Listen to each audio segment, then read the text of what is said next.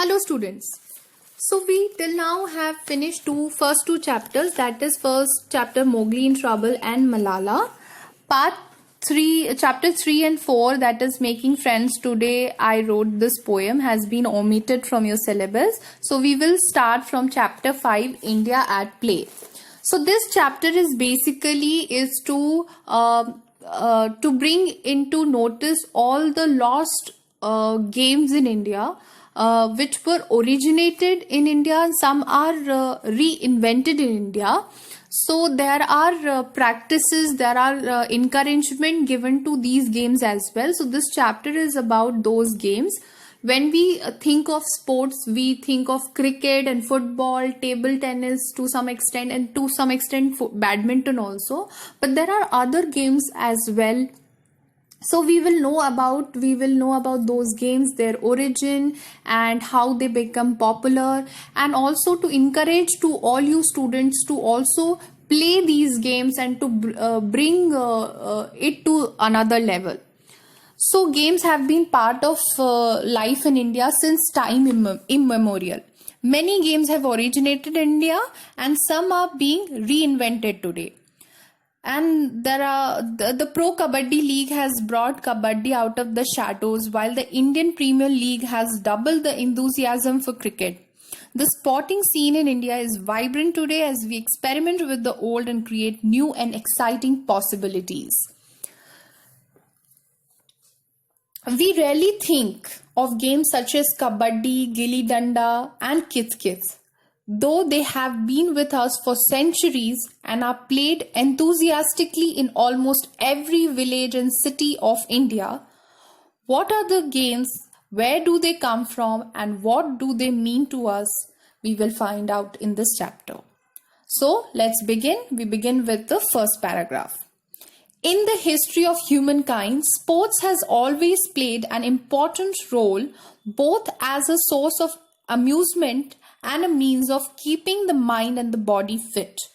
So what is the importance of sports? Both for amusement means here entertainment, both for fun, both for enjoyment, and also for keeping our body and mind fit and healthy.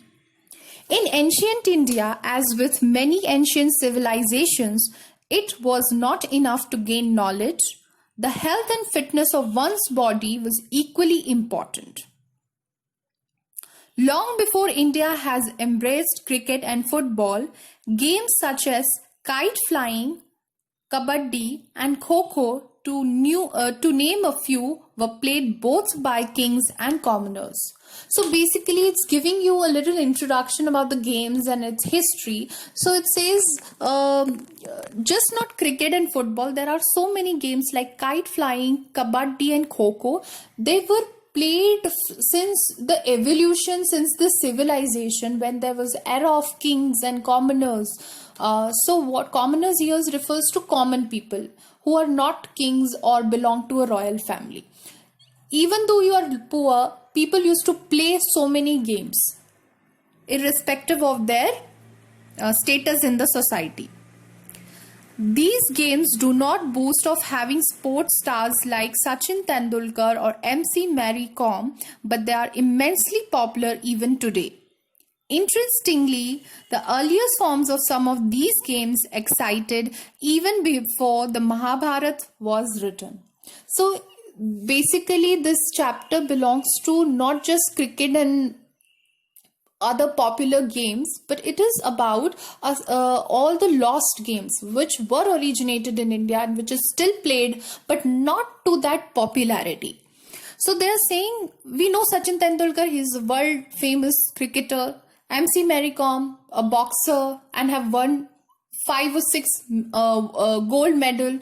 She won Olympics also. So we know these popular, but what about other sports? What about the players who played those games? So he says there are so many games which were even written before Mahabharata.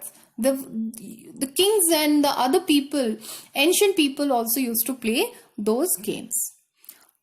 We'll start with number 1, Kho-Kho. Kho-Kho is one such example, a game of great agility. Agility here means swiftness. Lachilapan in Hindi we say. And alertness. In ancient time, it was played on raths or chariots and was known as Rathera.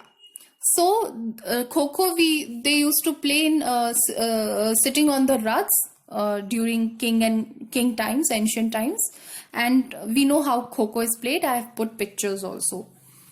In its modern version, a chaser, and now it's explaining how Kho is being played. In modern version, a chaser person means who is chasing, who is running behind someone. Chaser from one team tries to touch an opponent from the other team to get them out. So the team will be sitting, one team, and one member from the other team will chase that member unless he touches and the other person will be out. The chaser may chase his or her task to a teammate.